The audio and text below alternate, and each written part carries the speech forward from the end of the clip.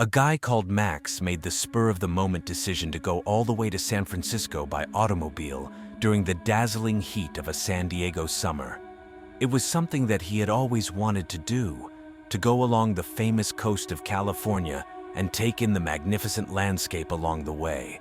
Max took out in his reliable old automobile, armed with a spirit of exploration and a feeling of adventure, and with a heart full of enthusiasm.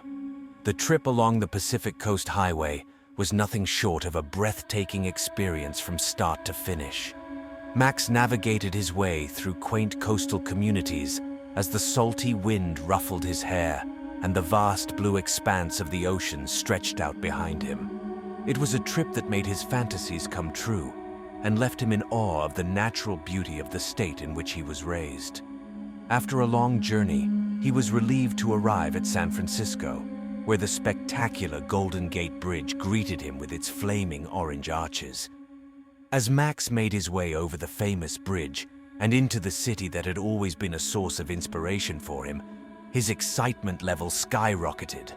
However, when he was parking his vehicle in a crowded lot in the middle of the city, destiny took an abrupt and unexpected turn. Max had the sinking sense that he couldn't remember where he had parked his vehicle while he was taking a walk around the busy streets of San Francisco, appreciating the Victorian mansions and the hustle and bustle of the city. At the same time, he was admiring the hustle and bustle of the city. The feeling of panic began to overtake him as he tried to retrace his steps, but he was unable to locate the automobile. After what seemed like hours of fruitless searching, it became clear that Max's automobile had just gone into thin air. When he thought about the distance he still needed to go before getting back to San Diego, frustration and fear began to eat away at him. Max went to the locals for assistance because he was desperate to retrieve his automobile, and since he had no idea how it had vanished. However, his pleadings were not heard, and he was met with animosity from certain people who accused him of upsetting the balance of the community. Max's predicament became more critical with the passage of each additional hour. He found himself being pursued by a bunch of irate people who were yelling at him and demanding that he leave the city.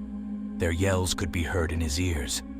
He was aware that he needed to leave San Francisco, but he was unable to drive himself there, so he felt hemmed in. Max's pulse raced as he became aware that he was stuck in a city that had become unwelcoming and inhospitable to strangers. No matter how challenging the trip would be, he had no option but to devise a plan that would allow him to go back to San Diego and be with his family. Max made the resolute decision to get himself to his destination in the south of the city by using the city's public transit system, which consisted of buses and trains. It was a humiliating experience, but along the road he met several wonderful individuals who provided him direction and encouragement. As the days passed, Max put together a makeshift path and learned to embrace the unpredictability of his voyage. This led to the beginning of an extraordinary adventure. He made his way across the many topographies that California has to offer, from the frenetic activity of San Francisco to the peaceful splendor of the coastal cities and the expansiveness of the desert. Max, who had been traveling for a very long time and going through a lot, arrived at San Diego feeling worn out yet glad. The difficulties that he had to overcome on his journey back had a profound effect on him, allowing him to better appreciate the beauty of the natural world as well as the generosity of complete strangers. Max had a story to tell, and it was a story of adventure, resiliency, and the everlasting spirit of exploration. Despite the fact that he never did retrieve his lost automobile or completely explain the unusual events that had occurred in San Francisco, Max had a narrative to tell.